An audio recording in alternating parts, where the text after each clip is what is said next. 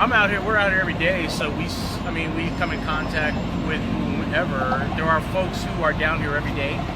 There are folks that are passing through, either getting to their assistance, or just there's folks who are wandering for whatever reason. Addiction, mental illness, and stuff is a big part of why people happen to be down here. The other reason people happen to be down here is this is where opportunity for an easy money. That might sound harsh, but it's, panhandling, things of that nature, something like that. You're going to go downtown. You're not going to go out to an urban area to do that. So that's why. Plus, around us is a various, the Human Services campus is a short distance from here. It's about 9th Avenue and Jackson. There's the UPC over at 2nd Street in Garfield for mental illness. There's various clinics around us. So it's just the downtown is in the core of a lot of things that are going on. There's also CVS, just like us. Homeless can pick up their medication. Some people forget that, but So we come in contact because we are here to assist people downtown.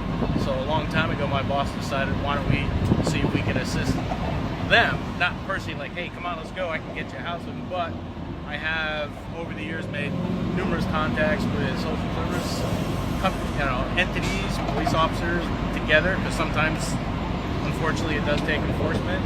But we've been part of a lot of projects getting people housed. So I've seen both ends. I've also unfortunately seen the negative end. Homeless people die on the streets. It happens. It's not great, but it does happen. So we get to kind of know people because you see them every day. It's like, I almost wouldn't say it's like your family, but you see someone daily like that. You talk to them. You humanize it as opposed to making that person a product or a number or something that you humanize. So sometimes you get close. We have some of us have gotten close to some of the folks. Yeah, we'll see every day. It even reminds me of something too, because whenever you or people in general hear about the homeless in the area, it seems like the media, and I'm allowed to say this because we're part of the media, yes, we really dehumanize a lot of things. Right. And so then, would you even say that that's something that people can even work on? I think it's something definitely to work on. A lot of times when I tell people down here, they're like, well, what do I have to look for? I said, a lot of what you're going to see is just a couple of senses. Visual, and unfortunately maybe smell or something like that. To look at somebody at their worst, you don't know who that person is. That person could be a professor for all you know. I mean, we've met people down here who had law degrees, different degrees. They're just, for whatever reason, PTSD, drug addiction, mental illness that wasn't caught a long time ago, here they are. So then you get tagged, that homeless person, the person doesn't want a job, this, blah, blah, blah. That's not always the truth. Now, some do fall into that category, and unfortunately, that's what gets grabbed onto, and that's what, everybody says, well, you're all like that. No, you can't do that. Just like I'm not like you, and I'm not like that, so I can't, say you're all the same. And you're not like all media. So, I'll leave that one. Just kidding. Exactly. But then you run into them pretty often, like almost every day. I make contact. That's part of my job, specifically mine. I make contact with some folks almost literally every day. I have caseworkers, social workers call me, and like they haven't seen their client in 2 or 3 days. Have you seen them? Let me know.